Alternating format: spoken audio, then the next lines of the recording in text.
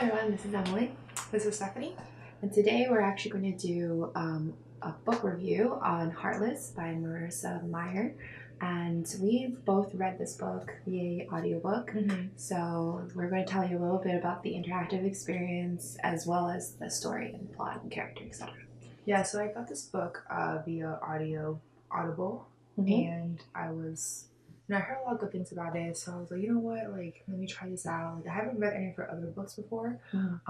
She's the one who wrote the Cinder series, right? Yeah, the Cinder and Lunar Chronicles. Clearly she has a thing going on with the whole, like, fairy tale retelling slash spin-offs, because Heartless is clearly about this as well. I actually didn't know it was a fairy tale retelling until like the end. And I was just like, oh my god, how did I not know this so obvious now that I think about it? But that probably changes your perspective on how you read this book too. Yeah. So if you can you go a little more into like just a summary of like what you thought the book was about? So the book from the beginning was about, this girl, her name is Catherine, who she lives in a society that's where she's kind of high up there in terms of the century. Yeah, exactly. So she had her life kind of like written out for her. She did things pretty, up there, like well up in the upper class. But her dream was to be like a baker. She knew how to bake these delicious goods. She always tried to come up with new and little recipes and whatnot, and showcase them at the many balls that the king would host. And by the way, the king's voice in the Audible was so funny. I feel like if you read this book, you should read it via audiobook, because the narrator really did a good job in terms of picking different voices for each character, and it's very obvious who is who most of the time. Some authors you can't really tell, but I think this narrator, you can really tell this is the king, or this is Catherine, or this is her parents, etc., etc. So it was really good to see that as well, or to hear that as well. So her dream is to be a baker and open her bakery with her best friend, who was a maid at that time, for her, working for her family. And basically you follow the story on how, even though this is her dream, but because of her role in society, she didn't really have a choice really in terms of who she'll marry, what her life will be like ultimately. So you really get to see how this changed in terms of she finds a true love, whatnot, and whether or not her dreams really get fulfilled or not. And yeah, I thought overall it was a good book. It was actually one of my top books. Of what? Of the past few books I read. I came into the story knowing that it was the Queen of Hearts, Alice in Wonderland. So and by the way, sorry to cut you off, but every time she said off your head, I was just like, wow, that sounds really familiar. I didn't really think duh. Anyway, but I'd say that with fairy tale retellings, there's always a danger of having your plot be very over familiar with other people. It's like, okay, well, there's this thing happening and that thing happening, and it become, I guess from a writer's perspective, and the reader can definitely tell when you're over reliant on the original material, and that wasn't true at all for Heartless here. I feel because it was a spin-off. It wasn't really a retelling. Yeah, I guess that's also kind of true. The way that the book was pitched, market-wise, makes sense too. But I'd say that in general, Kath really did have her own character. You came to really sympathize with her, and in the end, because you always when you approach a fairy tale retelling, you always know what's going to happen. Right. It's kind of like predestination. It's a predestined thing to happen. And so instead, a lot of what you would have to rely on as a reader to really entice you forward is, do I like this character? So character development, any sort of plot twist that you expect certain plots to happen. So therefore, it's the journey to those particular events becomes vital, be important. And I felt like a lot of that was done really well by Meyer. I felt like a lot of it wasn't unexpected for me. It didn't hit me on the nose or anything, but it definitely was refreshing enough for me to want to continue to listen to the book. And it also helped that the voice actor was very enduring and got made very clear distinctions vocally by like in terms of like who was who and like why they sounded the way they did, and that overall like didn't really cloud over like some of the narration in the actual book itself. So I felt like that was my little succinct way of understanding the story. Yeah, and I really feel like once I realized, who Catherine really was, I was like, okay, obviously, I thought it was really interesting to really see like who she was like prior to who she became when she became Queen of Hearts. Because when Alice in Wonderland, you always see her when she's Queen of Hearts already. So I really like how you kind of get the backstory of her. I was like, how did she become this way? Why did she become this way? Etc. Etc. And I really like stories like that too, because sometimes you just like, for me to really understand a character, I have to know the backstory. And then with Alice in Wonderland, the main person is obviously Alice. So all the side characters, you don't really know their history. And then with this book, with Heartless, you really get to see what was the history of the Queen of Hearts and what was she like as a child. And actually, honestly, she wasn't a bad person. Like just circumstances drove her to that point. But I was actually very like, oh, if only she had like stayed this way, or if only things had like, went this way, it would have like been all better, and Jess would have been there, and blah blah blah. But okay, things happen for a reason. She needs to be with that famous face off of her head. Yeah. So yeah.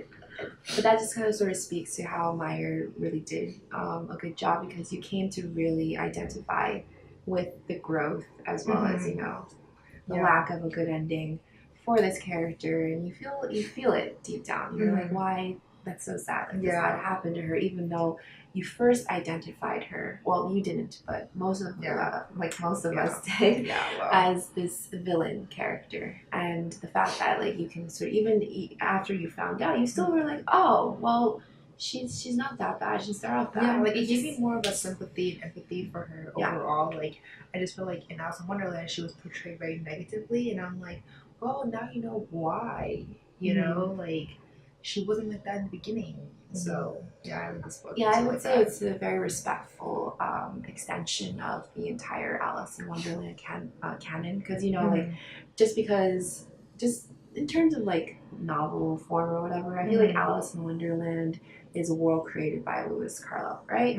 But it doesn't necessarily mean, it doesn't exempt other people once all the legal stuff is out from expanding upon that. And there is like that sort of touch element of like, do you do it well or do you don't? Right. And I feel like this story was definitely more on the former side. Yeah, it really did go into like, definitely Stephanie's conveying a lot of how like, oh yeah, like it works well with the original tale, and you get to sort of understand the character more dimensionally than you would have like if you only read Lewis Carroll's version.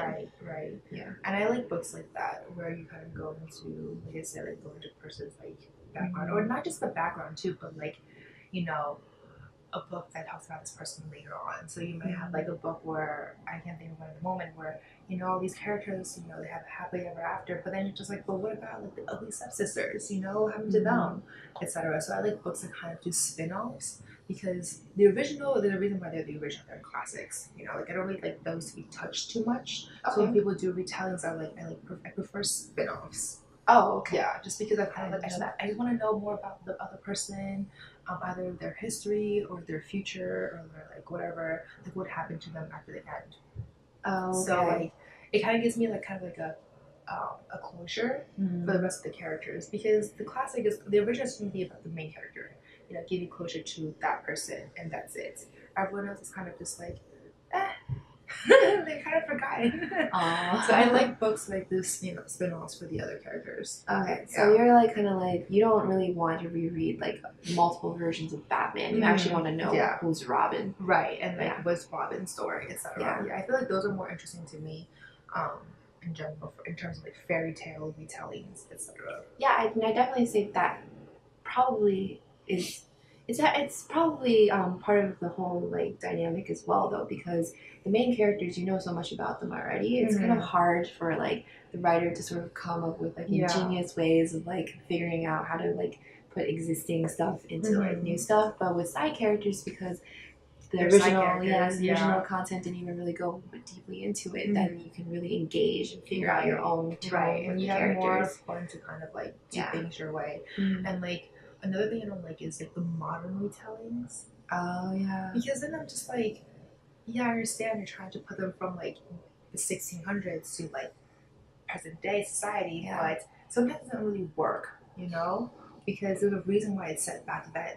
Yeah, I would say a lot of like societal norms. Like, I feel like everyone tries to retell Cinderella, and I'm like, how are you going to do this like respectfully, given our today's like sort of like we modern have no day fabrics. Like, how are we gonna do like the shoe fits? We're gonna do like Tinder date, you know, like it doesn't really work. But that's true. I don't know. Yeah, that's true. Well, not to extend this conversation longer, but I do know that like certain movies use like other devices, like cell phones. You move a cell phone around, or some way to like the prince has to like have like a slight hurdle to contact his princess. But but then it's just like really that's so. Yeah, it's not very original. It's very But then most of all, like I really did like this spin-off of Queen of Hearts, and in general, I thought that the characters were developed pretty well, and for fairy tale retellings, it entertained.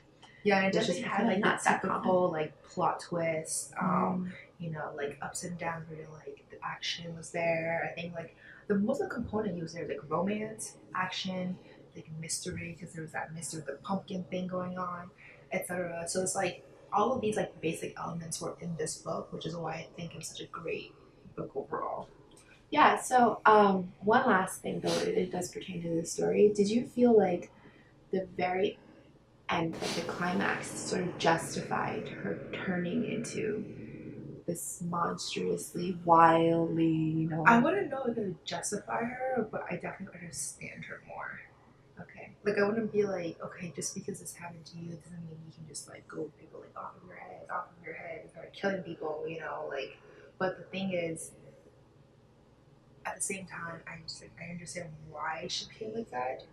Okay. I don't know if it really, like, allowed her to do what she did, you know, but. Okay. Yeah, what did you think?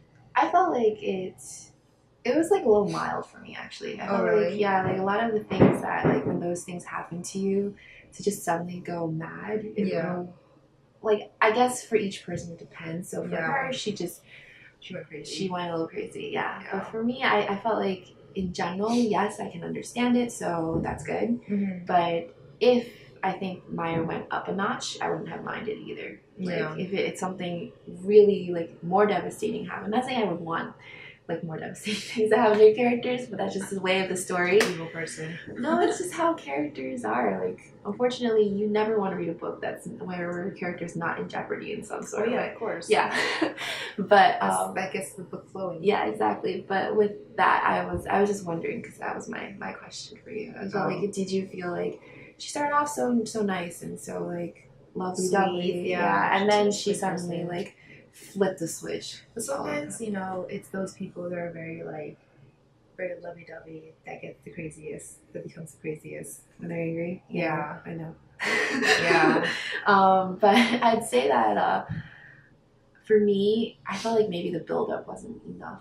Like I felt like the resentment. Like I feel like maybe as a character, Meyer didn't go too deeply into like how physiologically, like some of the stuff, like the hurdles of her not being able to do what she did. She could do with the baker or getting married to someone who she actually loved, etc. Like she didn't like dwell on that enough for me to be like, oh yeah, okay, so that steam was always there. I feel like because she was so good-natured, I guess that's probably why she didn't really want to go too much into it, because it has to go well with character. For her to keep like thinking about it means that like she's not really that good-natured to start off with. That's true, but that's what I meant by like having good nature and suddenly just like flipping a switch. I felt that I was just wondering if that like was enough for like whatever happened justified that enough for you. I think it did. Okay. For me, yeah. Okay. Overall, I didn't really, at that time when I listened to the book, I didn't really think there were there were too many things that needed to be, like, you know, upgraded, you know, or changed. Overall, it was all, like, oh my god, I can't believe this happened. Oh my god, you know, I got really engaged, you know, so. Okay, that's good. Yeah. Well, thank you again for listening to our review. The links and all of the information will be down below. Make sure to like and subscribe us if you like us. Yeah, I think that's pretty much it, right? Yep. All right. All See you right. guys. Bye. Bye.